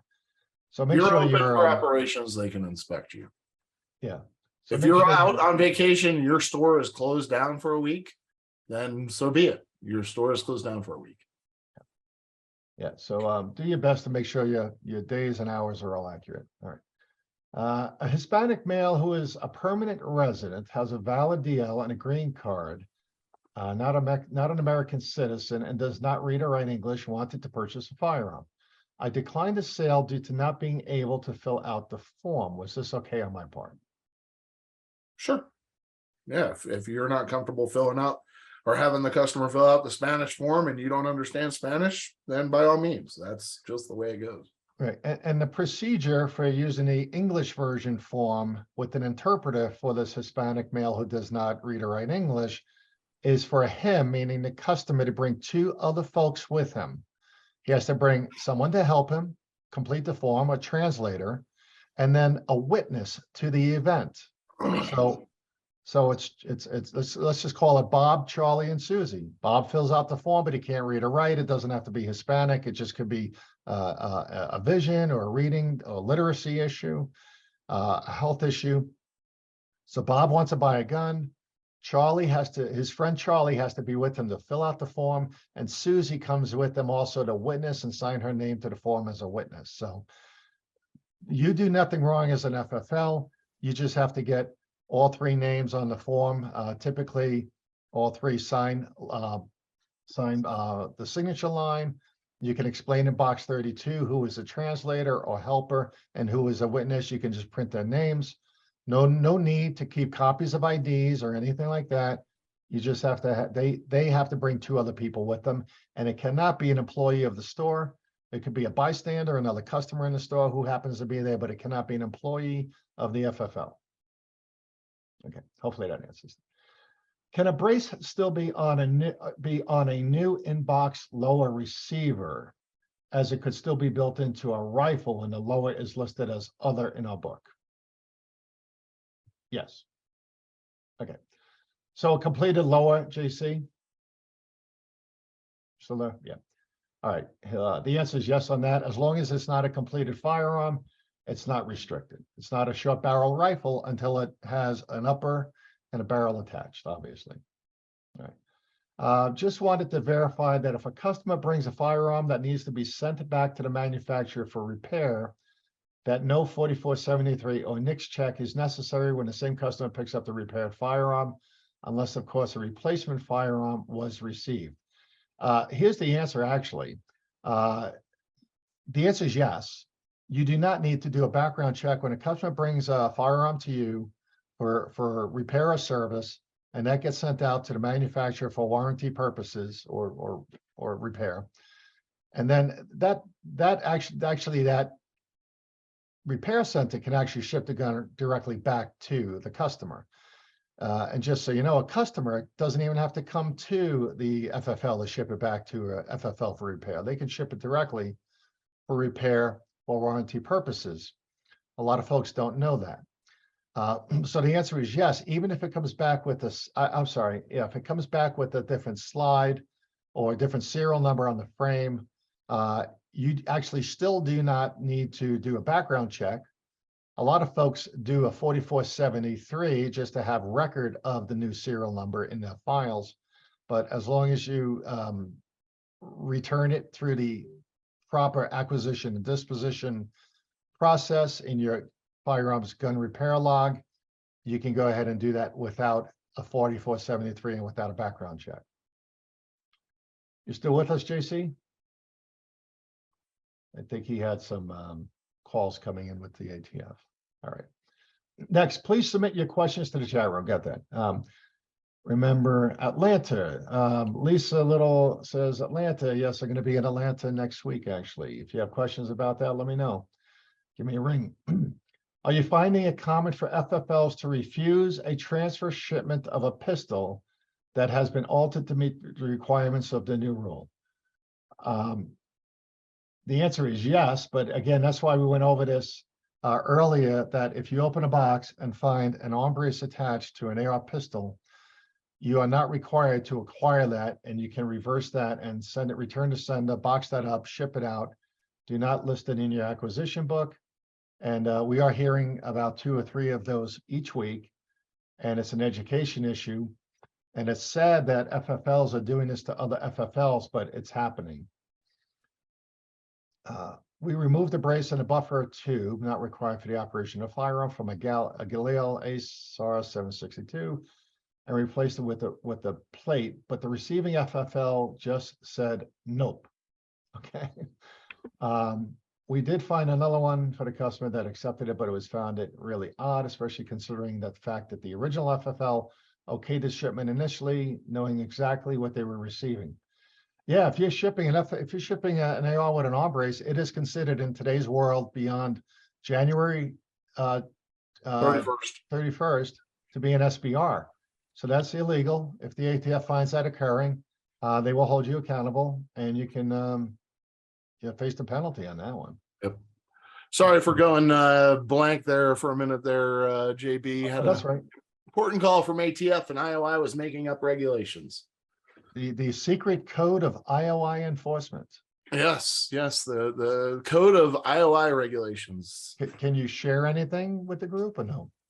No, this is a fairly sizable client of ours. The IOI wanted basically the entire board of directors to become a responsible person. Oh yeah, you told me about that. Yeah. So yep. Yeah, so I had to clarify that with the IOI and the field division. Yep. which is great. And that's something we do for you guys. Just remember, listen, when the IOI shows, I got to say this again. If the ATF shows up, whether or not you're a member, a client, or an NSSF member, or one of our friends who never talked to us before, call us. Yeah, we do that pro bono. We get you started at least. You don't, we had someone, even with the premium membership with the NSSF, called me on the third day into the ATF inspection. And he said he needed to talk to me about his inspection. And I said, what inspection? And we were so far beyond helping him at that point. It was ridiculous. So please, ATF shows up, give us a call, get us involved, make us a partner. We're here to help you and help you get through it successfully. Without you, we don't have an industry. Okay, I thought it was wrong. I thought if the address was incorrect, it effectively made the CCW invalid. No, that's not true. That depends on your state laws as far as concealed carry permits are concerned. But as far as the NICS exemption is concerned, it has nothing to do with anything. Right. If your state has a law that within 30 days of moving, you're supposed to update your license, you're supposed to update your CCW. That's relative to the actual permit itself. Right. We had a customer who had moved to a bordering state, but still had a valid license to carry in Texas. Can he still use that to bypass the NICS background check? No out-of-state resident concealed carry permits are permitted. It has to be a resident of the state with a concealed carry permit for that state. Texas is a great example. And They have a JC, concealed carry permit from Oklahoma. It is not valid in the state of Texas. and explain why. What would you like to- Because NICS exemptions are very specific. And the way the law is written is that the state issuing the permit, number one, they must go through the processes that are required of them to issue that permit, and it has to be every 5 years. In addition, that CCW may not be valid in that state. So those are pretty much the conditions around the NICS exemption. Yeah, and it, the federal government checks, I don't know, 36 states, I think, thereabouts. And because I think that's it. yeah, NICS has to keep track NICS keeps track of all the process they use, but then they have to validate all of the state processes that are used to issue CCWs. And therefore, that is one reason why some CCWs, first of all, aren't used for exemptions in some states, but they also can't guarantee that the same process has been used in those carry states where that CCW was versus what NICS would like to actually complete as part of their required process for background checks. So out-of-state CCWs, no go. Look at those very carefully. All right. As a receiving FFL, I frequently don't know what is in the package until I open it. What do I do if the firearm has a brace, can't refuse, no way to return this or ship the same day? Yep. And that's a legit issue. Yep. It is a legitimate issue. And unfortunately, at this point, it's contraband. Yeah. So either turn it over to the ATF, which, trust me, is probably a whole lot easier process than destroying it yourself. But if you want to destroy it, let me know. I'll send you the instructions for destruction. Where can I get a copy of the overlay? Where can I get one of the overlay copies? If you're an NSSF member, whether or not you're a member, just go to nssf.org. Go to the website right at the top, and along the top control bar, I think it says store. Click on store, and there you can find a smorgasbord of great materials and resources from the NSSF for including the overlay. And they have it for manufacturer. JC, is it different for manufacturers? The overlay? Oh, I'm sorry. No, the bound book. No, they also have bound books. Yeah, they have bound books there. Yeah. Yep. Those have gone to print. I haven't gotten an update as to whether or not they're ready yet. Okay. So they should be soon. So if you're looking for the new bound books, they should be available soon. Yeah. Here's a great question. Here's a great question, Bill. Thanks for sending this in. What about misspelled city on place of birth? I like this because it brings me to another question about Puerto Rico, but go ahead, JC. Look, yes, some IOIs will call it out. Do you know where, how every city in the country is spelt? If it doesn't look right, then okay, call it out. The biggest issue that we find, and it's very rare that we have an IOI call out a misspelled place of birth or even county, but it does happen. The bigger issue is don't use abbreviations. Like, perfect example, Indy for Indianapolis, or what's another one? LA, San Fran, things like that. Don't use abbreviations. Those are not acceptable. Right. It's very rare that we ever hear anything about misspelled cities or counties. The way we always recommend the county thing is basically print out a list of the counties in your jurisdiction, or in your state rather, and have it available, laminate it, have it available for customers to use for spelling purposes.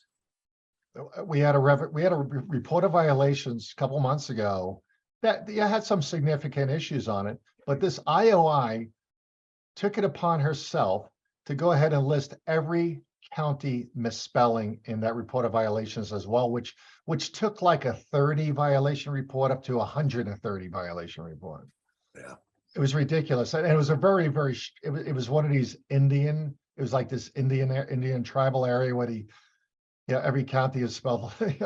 Even I had some problems pronouncing them, but if they were missing a Q or an X or an I or an E I mean, it was just overboard.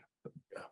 And again, to JC's point, we can usually get those dismissed as the intention was correct, and it was the transferee section that was filled out, not the employee section. But it's just a tactic they use to pile on, as we say. Okay. Are state mandated pistol purchase forms registration considered supplementary documents? Keep separate from 4473 or attached to 4473. So a state mandated pistol permit purchase form. Yeah, that's a tough question to answer because number one, I don't know what state you're in. Some states yes, some states no. Do me a favor on that one. Just send us an email to info@fflconsultants.com and we'll get you an answer on that. Every state is a little bit different as far as that's concerned. I'll get you a specific answer to your state requirements. The state of Utah is a great example. The state of Utah actually requires purchasers to fill out a form authorizing the FFL, a separate form authorizing the FFL to do a background check on them, and they don't have to keep the form. So as soon as they fill it out, the FFL does a background check. The FFL can throw it away. It's some of it's just silly. I don't know.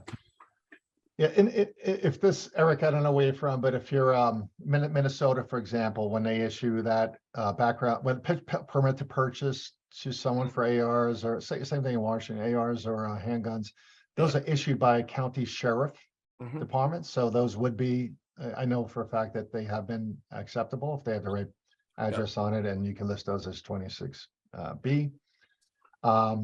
You do not need to attach those. Anything on 26B, supplementary documents do not need to be attached to the 4473. Keep them in your buddy file.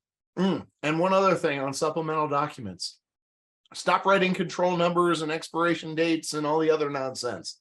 It's issuing authority, which has to be a governmental organization. So it has to be 100% government and what it was. So in other words, Texas DMV, Department of Motor Vehicles, that's perfectly acceptable. TX, DMV, or State of Texas Department of Motor Vehicles. You don't have to put down control numbers. You don't have to put down expiration dates, none of that. Just who the issuing authority was and what it was you looked at.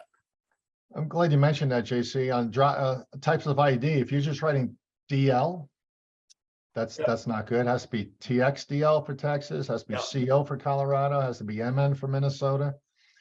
You can't just put CDL for commercial driver's license. You have to stipulate where it was issued by. Yep, issuing authority and what it was. Yep.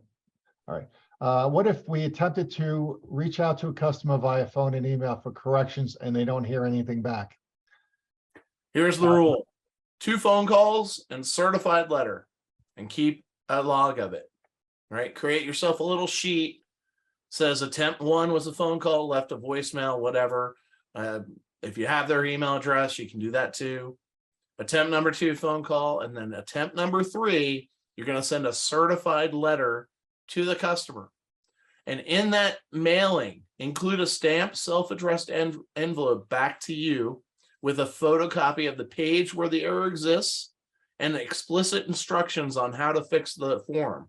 And see if they ask them to come back in and ask them to bring the firearm with them. But if they don't do it, and all they do is fix the photocopy that you sent to them and mail it back to you, well, it's something. Okay.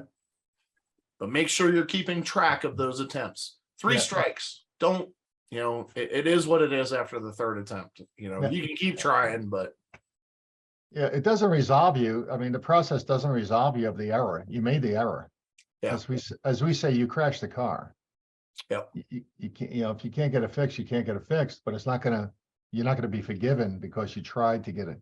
The trick is not to get into those situations. Do state firearms transfers forms need to be attached to 4473s? Do state firearms transfer forms need to be attached to 4473? Depends on the state. Some states, yes, some states, no. Again, send us an email at that info@fflconsultants.com with the question in the state. We'll be glad to get back to you. Yeah, you don't know, Mike. You don't know exactly which state form you're talking about. Okay. What about non-gun show jurisdiction? Don't know what that means. What about not? Where are we? No, I'm from Esther. What about Esther? Give us a little explanation on that. Put it in chat, and we'll get back to that question. What about non-gun show jurisdiction? Okay. What are post-transfer correction pages?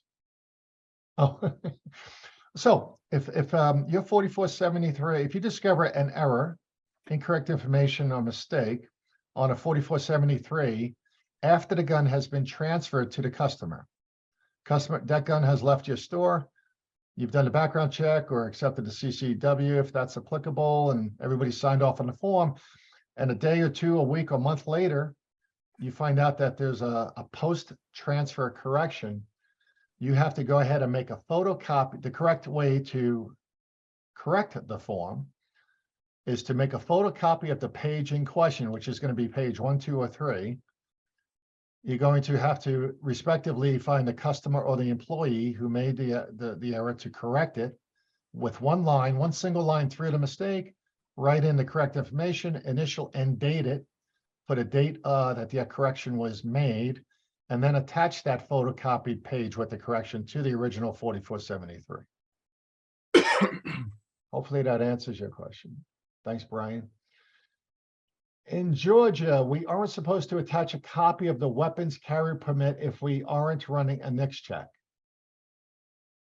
In Georgia, we are not supposed to attach a copy of the weapons carry permit if we aren't running a NICS check. Okay. Right.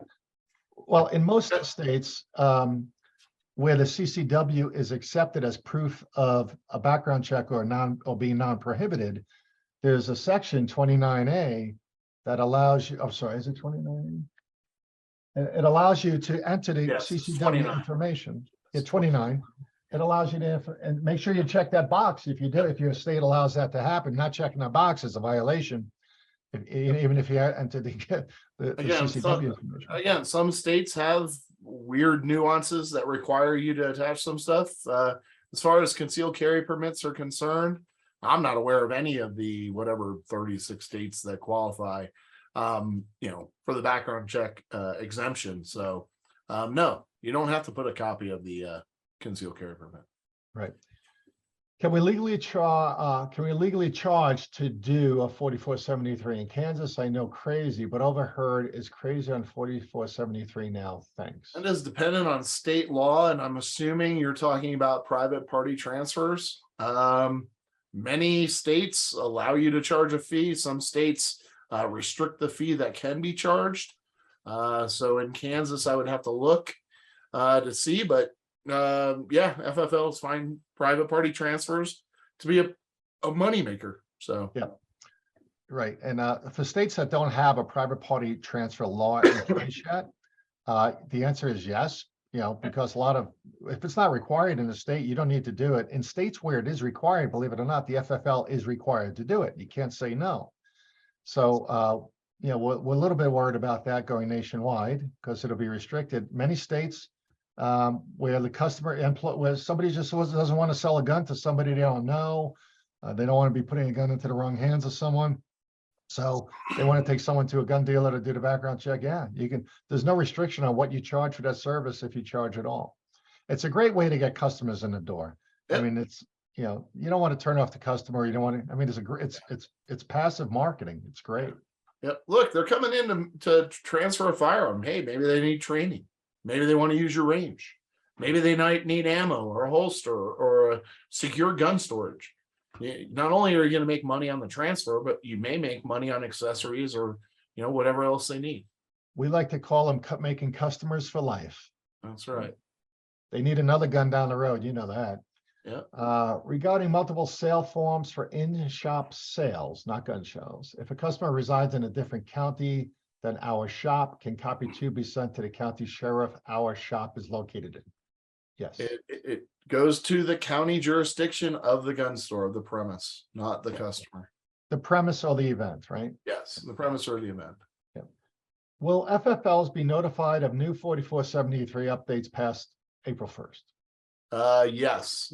You have to sign up for updates from ATF. Just go out to atf.gov.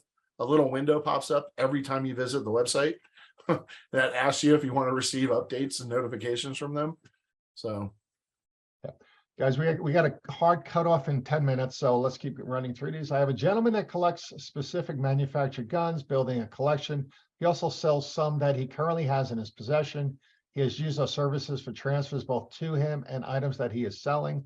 Whether or not he makes any profit on it, I have no idea. He has indicated that he is buying and selling in an effort to help build his collection. Does this fit the bill for buying a gun broker that you just spoke about? Should I not be involved in this instance? I get this call once a week. Yeah, I mean, if he's legitimately, building a collection of firearms and you've qualified this from him and can speak to it like you are right now, then I don't have a concern. But make sure you're paying attention to what's going on. Yep. So. I got a call last week, and same issue because of the new questions. And I said to the dealer, I said, well, this guy, it sounds like this guy might have 100 guns over the last 3 years. He goes, yeah, I think he does. I said, well, how do you know? He goes, well, I don't. I said, do you know? He goes, but I know him. I mean, he seems like a good guy, and I have conversation every time he's in the store, and his wife doesn't know he spends this much money and blah, blah, blah, but he's well off. And I said, well, if you know him that well, why don't you go visit him? It's a rural area. I know, I've been there and I know where he lives and where the shop is. I said, why don't you go say hi? I said, make a decision. He goes, yeah, I never thought of that. I said, forget this conversation. I said, can you raise your right hand in a month if I ever call to the carpet on this one? Can you raise your right hand and say, I know he has the majority of those guns in his house? I said, just go look. He goes, that'll be great. He goes, I can do that. So that's all you got to do. I mean, you don't have to go do an inventory. Yeah. Think about how many people you see on YouTube with their man caves, with their gun collection. Right? Yep. Yeah. All right. Is there more than if more than 3 guns are transferred on 4473? Is there a special form to add the guns to? Yep. Or can you just use a lined notebook sheet? There is an ATF Form 4473 continuation sheet. You can download it right off the internet. It is an editable PDF as well. And I'd just like to announce that they stole that from us about 4 years ago. So. Yes, they did. All right, firearms, but that was a friendly steal. So yes, it was. Firearm storage. What is the process documentation required for temporary storage of firearms, which will be returned to the original owner? Okay, storage is a lot different than, okay, there's 2 things. Storage is a lot different than gunsmithing. Don't try to do that shortcut because people call us all the time about that. Yep. But if a firearm is literally being stored in your premises for safety or security reasons, and you're not a pawnbroker. Pawnbroker is easy. You pawn the gun, put it in the back room, they pick it up and pay their interest. If you have lockers, we have dealers who have lockers, the storage lockers. A lot of ranges do this. Yep. They'll have storage lockers where the FFL does not have the key to the locker. The owner of the firearm brings their own lock in for the little locker. They leave the gun on premise. And that's really the only way that an FFL does not have to acquire and then hence return through a background check in 4473 that firearm back to the owner. Yep. Hey, if they Um, want to rent a safe, if they want to buy a cabinet and put it in your store, and they are the only ones with a combination or a key to the lock, then by all means, charge them accordingly. We do have a client in the Carolinas that does this for one of their very affluent customers. Just make sure that number one, you do not have access to that cabinet or that safe. And number two, put a sign on the outside of that cabinet or safe that says all firearms contained herein are the personal property of blah, blah, blah. The store does not have access. That's it. And make sure it's locked. We're getting a lot of these questions now because of the red flag laws around the country popping up, and the relative or even the possessor, maybe he's getting indicted and he doesn't want to surrender his guns. He wants to bring him and leave him at the gun dealer. Hey, great, charge him a fee, but just let them know. Not in the case of this indictment, but just let them know that retrieve those guns. They're gonna have to do a 4473. It's very similar to a consignment type situation. You have to acquire them. To return them, you're gonna have to do a 4473 and a background check, or they may have a CCW. Yeah, the same holds true. There's the next question is estate firearms. If you're receiving the estate firearms through their attorney, benefactor, whatever the case may be, and you're selling them, that's a consignment. You'll acquire them from whoever brought them in. You'll sell them. If they want any of the firearms back, you're going to need to do a 4473 and a background check. Okay. We generally require a background check to return a repaired firearm that was sent back to manufacturer. Can we get in any kind of trouble for doing that even though it wasn't required? No, you went above and beyond, that's fine.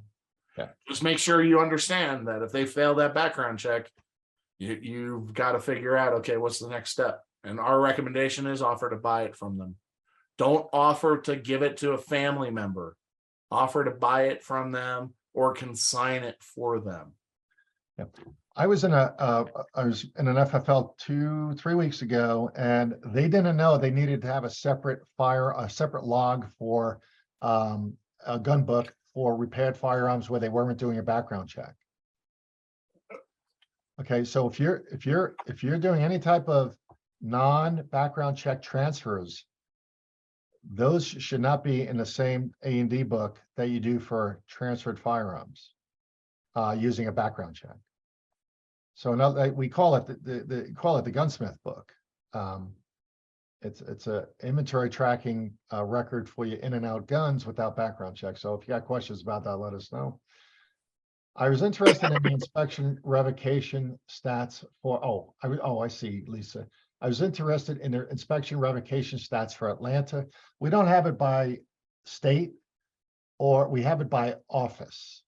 So send us a separate email. We'll send you the spreadsheet.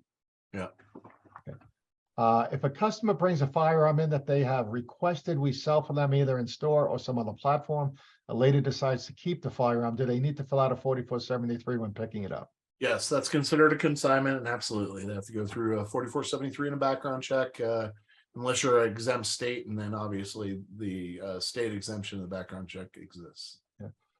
As an owner operator of a small shop with only myself, no other employees, what options do I have if an ATF trace is initiated while I'm out of town on vacation for a week or more?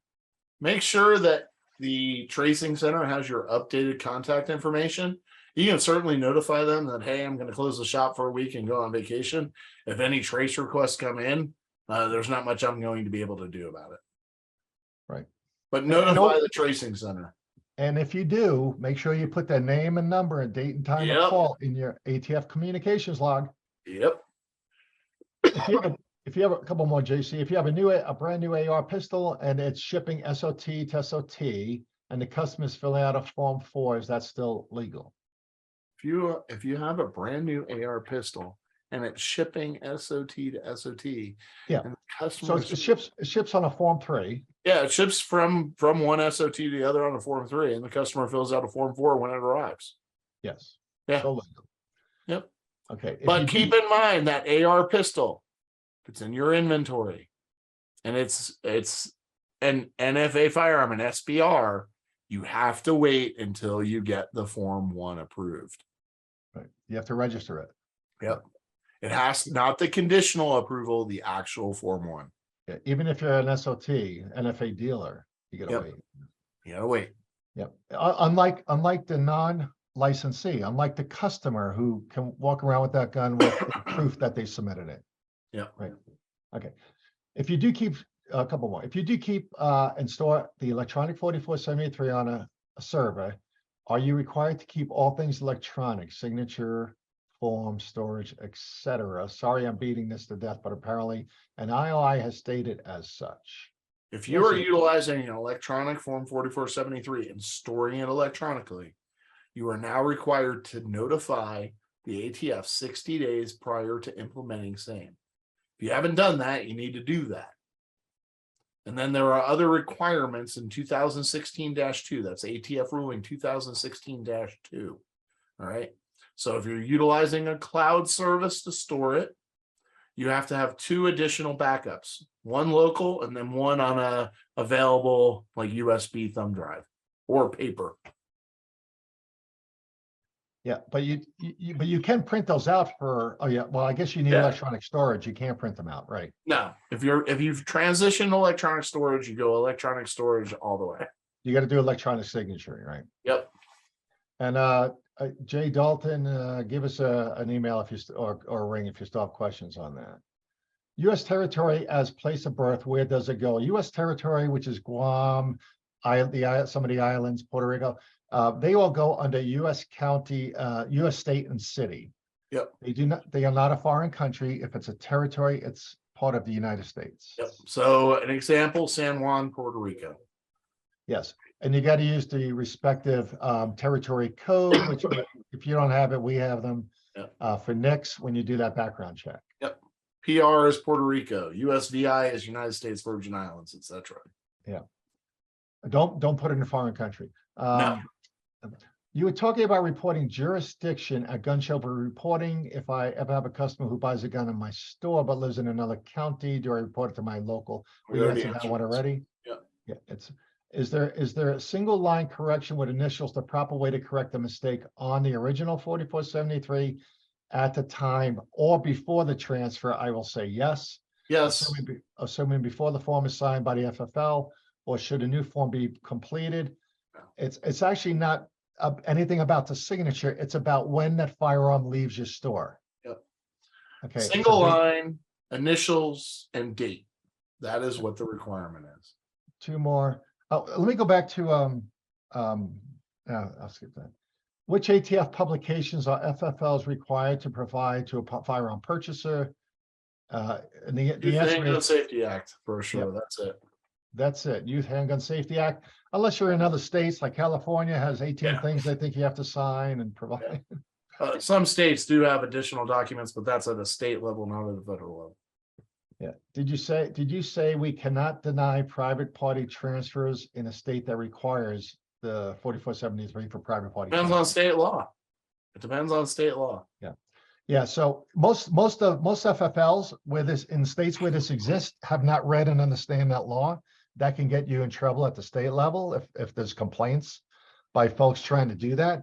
Also, gouging them. I mean, and quite frankly, true story. You know, the price in one state was $16 for that private party transfer, and they made their price $45 just to have people go elsewhere, and that's illegal. It was illegal in that state, and I have to basically explain that. So you got to check your state laws where that exists. All right, JC, we made it. It's 1:02. Listen, guys, you are fabulous. The questions are great. Please, we do this each month, and we could, if you want to, when you get the invite again, you'll get it sooner next time around because now you're in a new system. Thank you very much. But please take advantage of sending us questions before the event each month. That way we can load them into our queue and kind of consolidate things and get topics included in the presentation that we might be getting a lot of questions on. So when you get that invite in the future at any time, just send those questions into info@fflconsultants.com. Anything else, JC? Now, if you all have follow-up questions or whatnot, please feel free to send them our way. All right, everyone. You guys all have a great month. Happy Easter. We'll see you on the day after Easter. Mark your calendar, write this down. It is April 10th. And obviously we'll send an early invite out for that. So nice chatting with you all, and we'll see you soon. See you on the road.